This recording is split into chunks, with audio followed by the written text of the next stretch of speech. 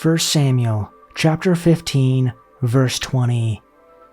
Then Saul said to Samuel, I did obey the voice of the Lord, for I went on the mission on which the Lord sent me, and I have brought back Agag, the king of Amalek, and have completely destroyed the Amalekites.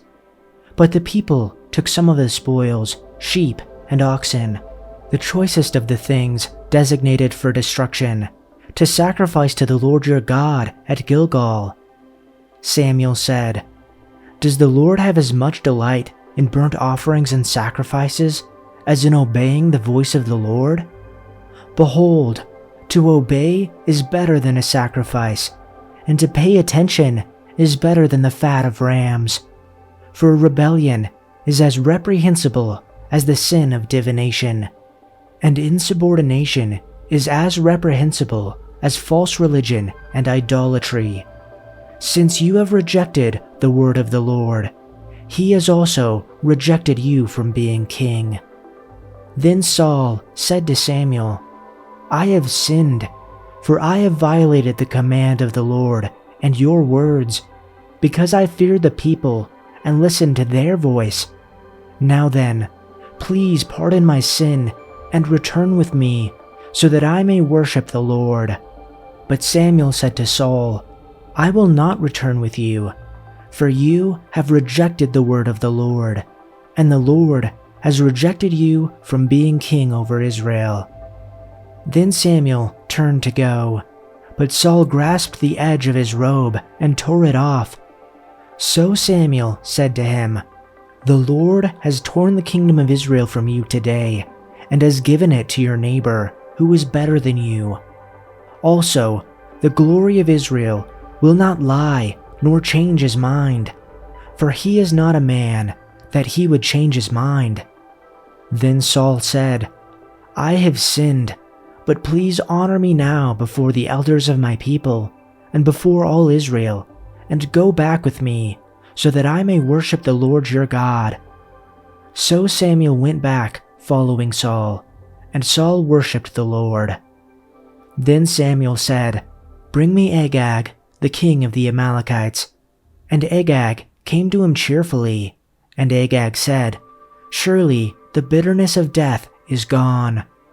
But Samuel said, As your sword has made women childless, so shall your mother be childless among women. And Samuel cut Agag to pieces before the Lord at Gilgal. Then Samuel went to Ramah, but Saul went up to his house at Gibeah of Saul. And Samuel did not see Saul again until the day of his death, though Samuel mourned for Saul. And the Lord regretted that he had made Saul king over Israel. Chapter 16. How long are you going to mourn for Saul, since I have rejected him from being king over Israel? Fill your horn with oil and go. I will send you to Jesse the Bethlehemite, because I have chosen a king for myself among his sons. But Samuel said, How can I go? When Saul hears about it, he will kill me. But the Lord said, Take a heifer with you and say, I have come to sacrifice to the Lord. And you shall invite Jesse to the sacrifice, and I will let you know what you shall do. And you shall anoint for me the one whom I designate to you. So Samuel did what the Lord told him, and he came to Bethlehem. Then the elders of the city came trembling to meet him and said, Do you come in peace? And he said, In peace, I have come to sacrifice to the Lord. Consecrate yourselves, and come with me to the sacrifice. He also consecrated Jesse and his sons, and invited them to the sacrifice. When they entered, he looked at Eliab and thought, Surely the Lord's anointed is standing before him. But the Lord said to Samuel, Do not look at his appearance or at the height of his stature, because I have rejected him. For God does not see as a man sees, since man looks at the outward appearance, but the Lord looks at the heart. Then Jesse called Abinadab and had him pass before Samuel. But he said, The Lord has not chosen this one either. Next, Jesse had Shammah pass by, and he said, "The Lord has not chosen this one either." So Jesse had 7 of his sons pass before Samuel, but Samuel said to Jesse, "The Lord has not chosen these." Then Samuel said to Jesse, "Are these all the boys?" And he said, "The youngest is still left, but behold, he is tending the sheep." So Samuel said to Jesse, "Send word and bring him, for we will not take our places at the table until he comes here." So he sent word and brought him in. Now he was ruddy, with beautiful eyes and a handsome appearance. And the Lord said, "Arise, anoint him, for this is he." So Samuel took the horn of oil and anointed him in the midst of his brothers. And the Spirit of the Lord rushed upon David from that day forward. And Samuel set out and went to Ramah. Now the Spirit of the Lord left Saul, and an evil spirit from the Lord terrified him.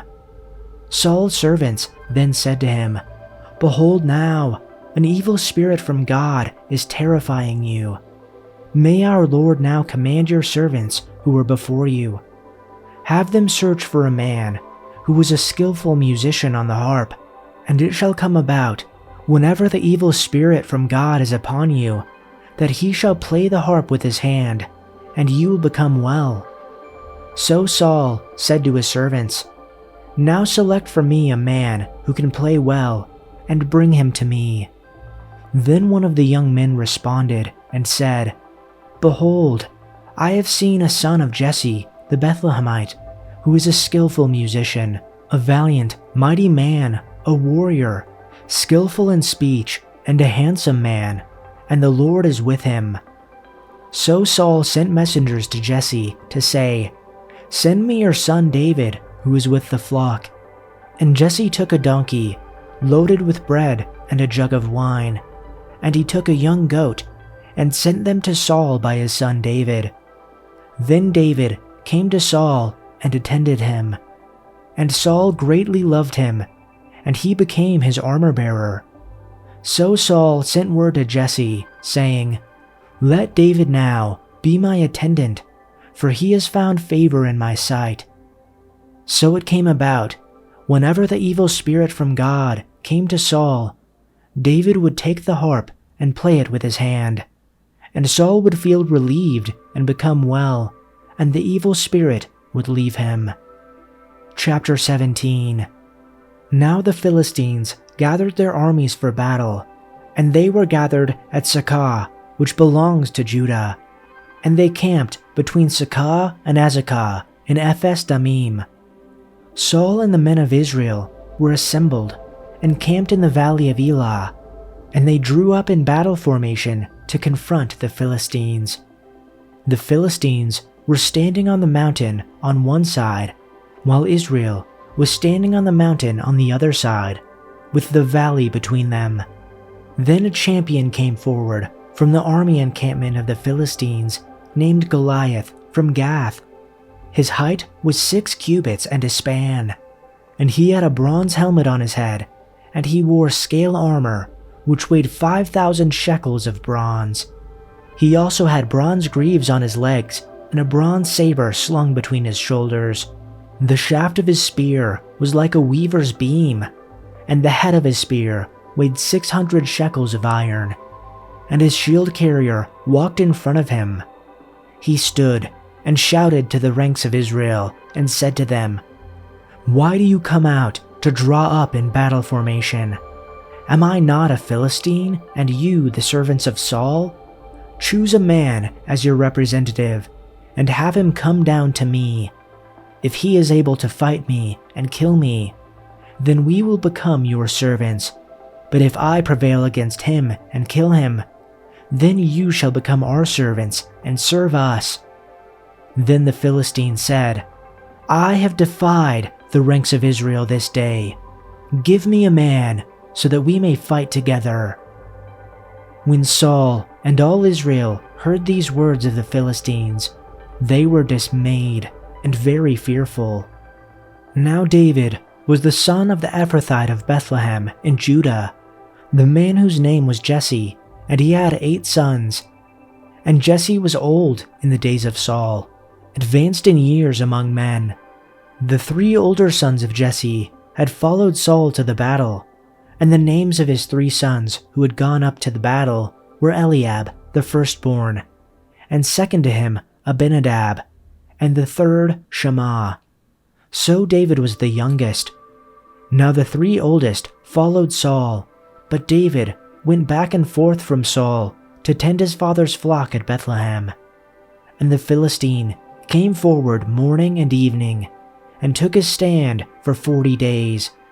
Then Jesse said to his son David, "Take now for your brothers an ephah of this roasted grain, and these 10 loaves, and run to the camp to your brothers. Bring also these 10 slices of cheese to the commander of their 1,000, and look into the well-being of your brothers, and bring back confirmation from them. For Saul and they and all the men of Israel are in the valley of Elah, fighting the Philistines." So David got up early in the morning, and left the flock with a keeper, and took the supplies, and went as Jesse had commanded him. And he came to the entrenchment encircling the camp, while the army was going out in battle formation, shouting the war cry. Israel and the Philistines drew up in battle formation, army against army. David left his things with the keeper of supplies, and hurried out to the ranks to greet his brothers. As he was talking with them, Goliath, the Philistine champion from Gath, came out from the Philistine ranks. Then David heard him shout his usual taunt to the army of Israel. As soon as the Israelite army saw him, they began to run away in fright. "Have you seen the giant?" the men asked. "He comes out each day to defy Israel. The king has offered a huge reward to anyone who kills him. He will give that man one of his daughters for a wife, and the man's entire family will be exempted from paying taxes." David asked the soldiers standing nearby, "What will a man get for killing this Philistine and ending his defiance of Israel? Who is this pagan Philistine anyway, that he is allowed to defy the armies of the living God?" And these men gave David the same reply. They said, "Yes, that is the reward for killing him." But when David's oldest brother, Eliab, heard David talking to the men, he was angry. "What are you doing around here anyway?" he demanded. "What about those few sheep you're supposed to be taking care of? I know about your pride and deceit. You just want to see the battle." "What have I done now?" David replied. "I was only asking a question." He walked over to some others and asked them the same thing, and received the same answer. Then David's question was reported to King Saul, and the king sent for him. "Don't worry about this Philistine," David told Saul. "I'll go fight him." "Don't be ridiculous," Saul replied. "There's no way you can fight this Philistine and possibly win. You're only a boy, and he's been a man of war since his youth." But David persisted. "I have taken care of my father's sheep and goats," he said. "When a lion or a bear comes to steal a lamb from the flock, I go after it with a club and rescue the lamb from its mouth. If the animal turns on me, I catch it by the jaw and club it to death. I have done this to both lions and bears, and I'll do it to this pagan Philistine too, for he has defied the armies of the living God. The Lord who rescued me from the claws of the lion and the bear will rescue me from this Philistine." Saul finally consented. "All right, go ahead," he said, "and may the Lord be with you." Then Saul gave David his own armor, a bronze helmet and a coat of mail. David put it on, strapped the sword over it, and took a step or two to see what it was like, for he had never worn such things before. "I can't go in these," he protested to Saul. "I'm not used to them." So David took them off again. He picked up 5 smooth stones from a stream and put them into his shepherd's bag. Then, armed only with his shepherd's staff and sling, he started across the valley to fight the Philistine.